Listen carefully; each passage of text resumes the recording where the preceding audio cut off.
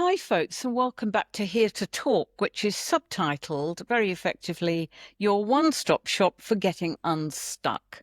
And we hope it's going to be just that, because all the interviews you're going to hear, I hope you're going to stay with us for this. Not only are they people who want to help you get unstuck and change. Oh, and isn't that hard? But they themselves have managed to do it in some form or other. So we're going to look at the kind of situations that people are finding themselves in. And one major one, particularly since the pandemic, I think, is homelessness. And wherever you're watching this in the world, you can bet your life there is a problem with homelessness. I mean, I can't speak for China and Russia, perhaps somebody will tell me, but certainly in the Western world. So I'm really pleased to have Jon Hopkins with me, and he is the Chief Operating Officer at Uturn Homeless Ministries. And he comes from the UK, but he's actually running this in South Africa. Welcome, Jon. It's nice to have you with us. Just before we get on to how you get people to, well, I was going to say change, but it's a long process, and we'll get to that. I want to talk about you because you're obviously a very clever guy. You know, you were top of your MBA class at university, business school, and you could be earning bucket loads of money in corporates at the moment. But here you are in charge of a not-for-charity. Well, how did that all come about? So after I studied a number of years ago, my first major job was working for a large international development organization working in the field of sexual and reproductive health. I was there for about 9 years and I enjoyed the work I was doing, but I was getting that sense of, could I see myself here until my young kids, who were 3 and 4 at the time, are 18, 20, have gone to university. And I thought, I can't. I need to do something else. I need to do something with more purpose. I'd spent time overseas in the past and thought, I really want to do something which is just giving more directly a country level and developing people.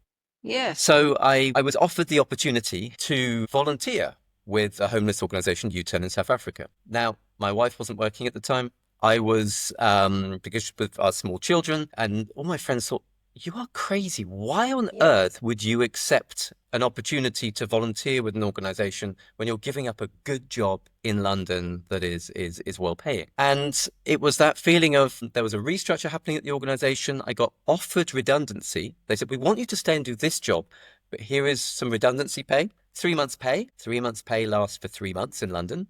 Not very long. And it's that feeling of, or could we use this to actually go and follow this dream to go and do something overseas? And we took that leap of faith to say, okay, we don't know where the money's going to come from going forwards, but actually, yes, we need to take that step and to do this. So how did your wife respond? I mean, were there sticky moments at home over this?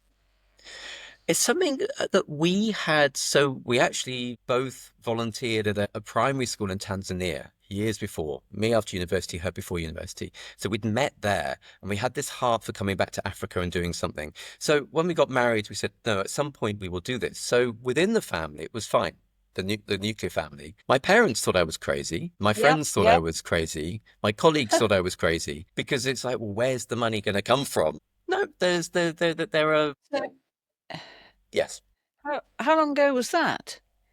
This was in 2016 we moved out to South Africa, so that was 8 years ago. Right. Well, when we've chatted a bit more towards the end, I'll ask you if you ever now think you're still, or does your family or anybody think you're still completely crazy to be doing this? I mean, we live in a very materialistic world where money's the god. So people are they suspicious of people who go and do good, who volunteer, or are they in awe of them? Perhaps they wish they were more like it.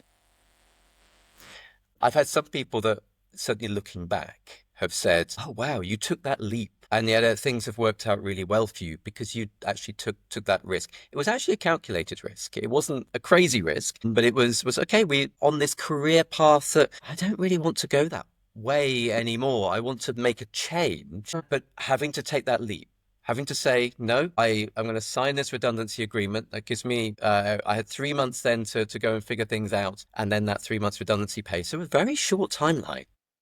I think But that's also quite looking, brave. it's brave, but also we did it as my wife and I together. It was like, no, we want to do this together. And this was our decision. And people have looked and gone, because you took that leap, other opportunities have come, and we've landed up actually in a place where we're living our purpose, and we're in that space where there's a lot more meaning in life because we're doing Yeah. what actually meets our skill set, but also is a good thing to do. So, what would it be fair to say you were quite stuck before you made this giant leap? What, were there stuck moments? Did you sit there, lose sleep at night, think, I don't know which way to go? I certainly had this feeling that I don't want to, like, my youngest daughter was about to start school, and I thought, the part of London we were living in, and the kind of raising a family in a big city, and the work I was doing was okay, but it didn't give me that sense of it, real enjoyment. And so I guess it was that. I didn't lose sleep, but I wasn't happy. And we No, would you. often talk about, no, but what if we could do this, that, or the other? And I've been actively applying to lots of international development jobs overseas. I had an Mm. opportunity to take 6 months working with the UN in Swaziland, as it was then, now Eswatini. And we went, Mm. yes, this is something we want to do. It was that chance to take those baby steps to go, is this something we'd like to do? To test it out. We said yes. But I couldn't get a job, and the jobs weren't coming. And then this volunteer opportunity comes along, and you think, okay, volunteer? How's that going to work? But we decided no, this is the opportunity, and we just really felt that this was the right step to take. And so Well, we it was believed. a risk and a magnificent change, that one which those of us who aren't too hot on change or find it amazingly difficult will, I think, take note of. Going on to what's happened now, you clearly took to it and it took to you because you became the chief operating officer of Uturn Homeless Ministries. So I've just, for my own benefit, I was looking at the kind of reasons that people become homeless, because we have a picture, I think, in the Western world of people sitting in doorways, sleeping in doorways, possibly addicted to drink and drugs, with the dog there. And of course, people like me always give them money because of the dog. Very clever. But there are other things that happen if you're homeless, and it varies what country you're in. But just looking at the various reasons, I mean, it's interesting. I think there's lack of affordable housing, big problem in many countries. Economic hardship. People have lost jobs so much, and it's partly to do with the pandemic and partly other things. Mental health issues, big thing. Family issues, conflict at home, social isolation, lack of a support network, and sometimes legal issues. Some may face barriers to do with legal issues, such as eviction or whatever, and cultural factors, which I think are different, but they're going to be very different, aren't they, in South Africa from Australia or the UK? But the nub of it is they still haven't got a home for whatever reason. Now, as I understand it, U-turn is about getting people to get unstuck, come out the doorway or wherever they are, and think that they might have a life. So, how does the process start? Do you go and pick people off the streets, or do they come to you? So we have we run these drop-in centers, these day centers, where people who are currently living in homelessness, currently living on the streets, can come and access food and clothing, warm showers, and there are a number of groups and things that are there. And all you need to do is come and turn up. We work with members of the public, of the community, but in South Africa, you'll often see, like you see in London and other cities around the world, you see people who are begging. They are asking for money, they are Mm, asking for mm. food. And you see that a lot in South Africa.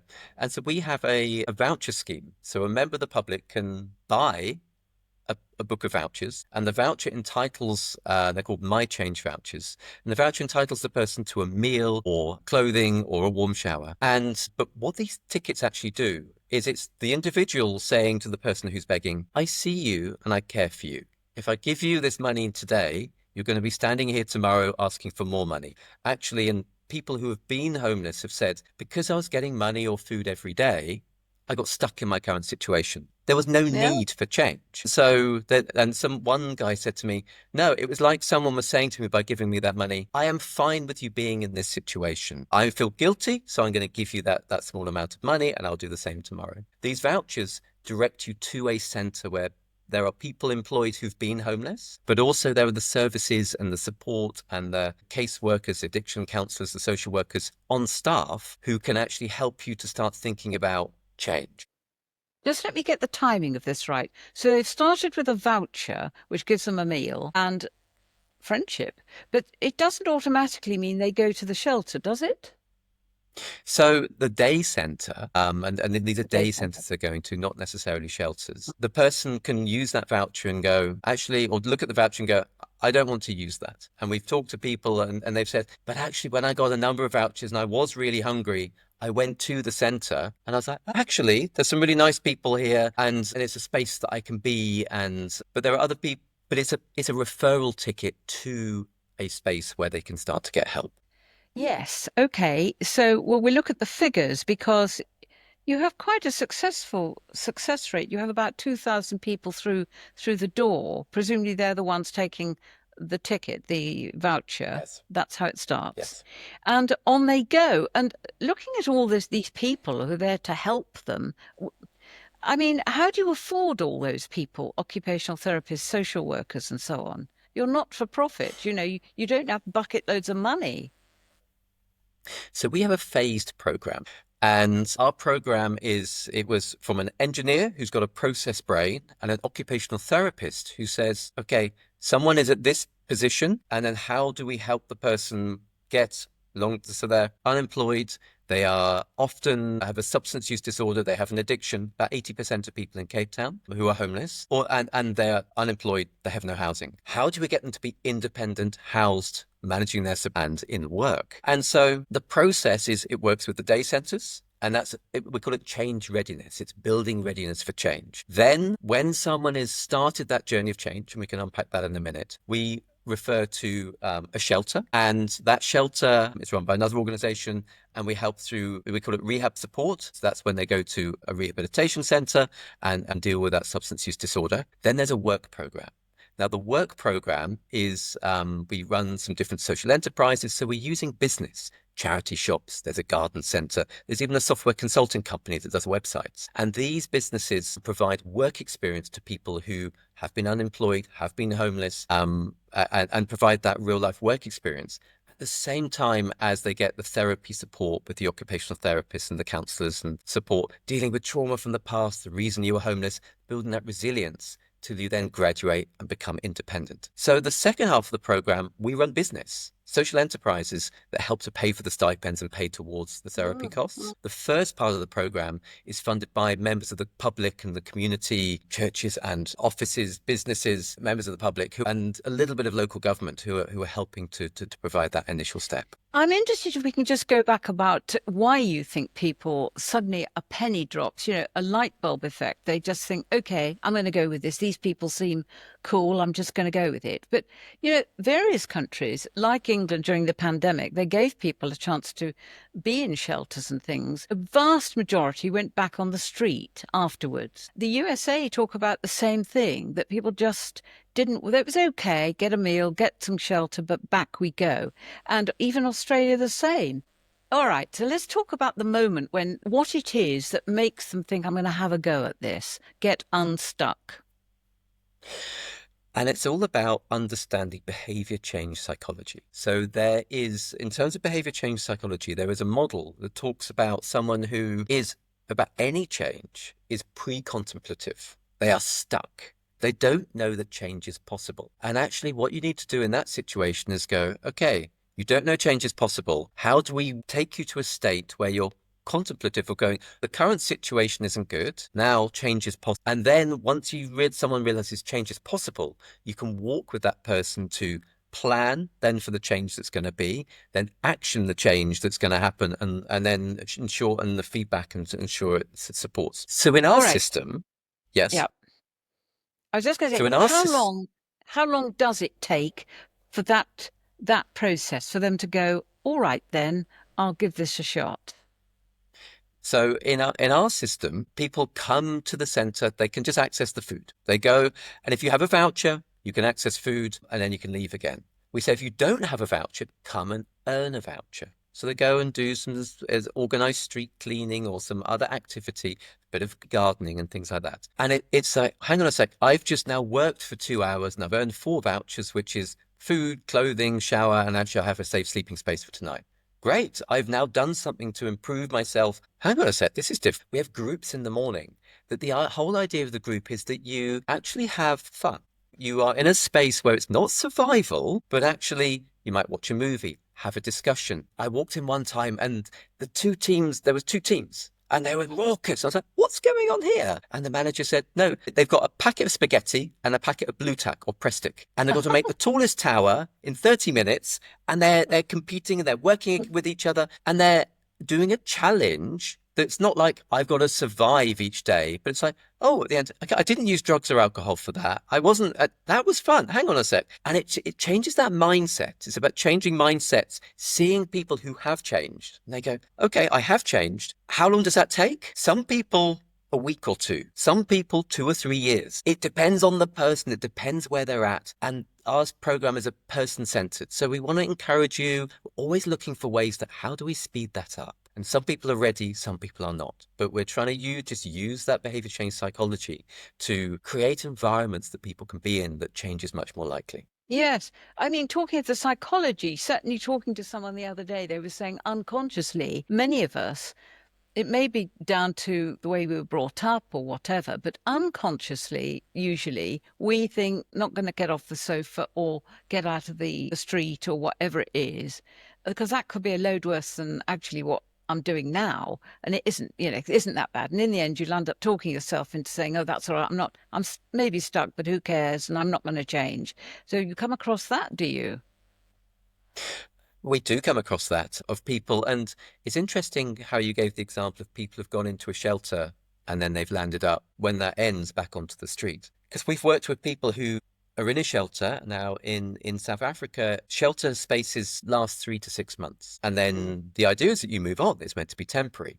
But if you haven't made the changes needed to be able to pay for something more, and affordable housing is a big issue here too, you land up back on the street. And there are people that cycle in and out of shelters. Working with people who are in a shelter, some people know they're ready for change. They've got that motivation. Others, they say, great, I'm out of the rain for the winter. It was cold. I've got 3 months. I'll now just stay in this situation and I've landed up back on the street. And it's about building that motivation constantly. It's a struggle, but also from someone who has gone through a period of change, it's taking those baby steps. And it's what they call in the literature prototyping conversations. It's talking to people about the next thing, about opportunities, rather than having to say, right, I'm going to sell up everything. We're going to move overseas. And then could be a big scary thing. It's taking those little next steps. You were saying a lot of your homeless have some form of addiction, be it drugs or drink. And I mean, we all know that people who are addicted, my goodness, that's hard work to get off that. And, do they manage to kick it? Because it's a hard thing to do. So it's our biggest reason for relapse, because going into recovery, relapse is part of recovery, but it's a lifelong process. It is very, very difficult to do. But by getting people ready for change and getting them motivated to say, actually, I don't want to live in this situation anymore, and kind of open their eyes to, and knowing that they've got the support to walk to the next stage. Then last year, of all the people that entered the rehabs, we had 63% that completed the 3 or 4 month rehab. That's very high. The rehab was saying our normal completion rate is about between 10 and 20%, but it's about getting people ready and walking with them and providing that support. It does increase it, but it doesn't make it easier. It just makes it more complicated. And so for some people, without being cynical, people who try and help, they aren't for everybody. For instance, we're going to have a life coach on quite soon, and she's going to say, okay, I've got no time for people's psychological problems. I'm sorry, they must go to someone else. I'm just looking at their life and how they move forwards. But actually, an awful lot of your stuff is about people with psychological problems, isn't it? Living on the street is a horrible thing. And the amount of trauma that happens and why so many people have a drug or alcohol addiction. Yes, that's one of the causes, but also drugs and alcohol are easy to come by and relatively cheap in Cape Town. And therefore, it's a coping mechanism. And if I landed up on the street, I'm sure I'd land up in the same place. It's a coping mechanism. And therefore it's like, okay, well, what are you trying to cope with and escape from? Now, when people have gone through that process of started their recovery journey, the trauma often hits about, oh my goodness, what did I do to those that I love? What happened? What are the things? What situations did I face? And very traumatic situations. And therefore it's a case of, yes, providing that counseling and support and that wraparound support. That's why our work program, it actually takes about 18 months to 2 years on average, because it's helping people to unpack those things, build that resilience. Yes, but people across the world who know people who are homeless and in this state, they report that, they can't afford counseling and therapy and all these things and life coaches. And it's much harder alone to conquer all these things. Yes. But equally, you don't want to feel patronized, do you?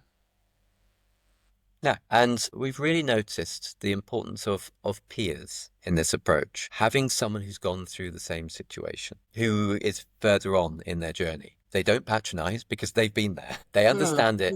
They know the struggles that there is. And so that is one way that is more cost effectively is Yeah. finding people in a similar situation who have been in a similar situation to help Which is speak how from that.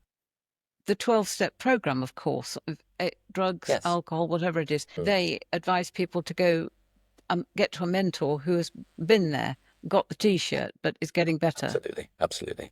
Can you give us, I'd love to know some examples of, I hope I haven't just lumbered you with this, but some people who have done incredibly well. I'm not asking for their whole life history, but people who you weren't at all sure about, nor were they, but have changed their lives. So there's one guy who I was at an event yesterday who was sharing his testimony, and where he'd come from.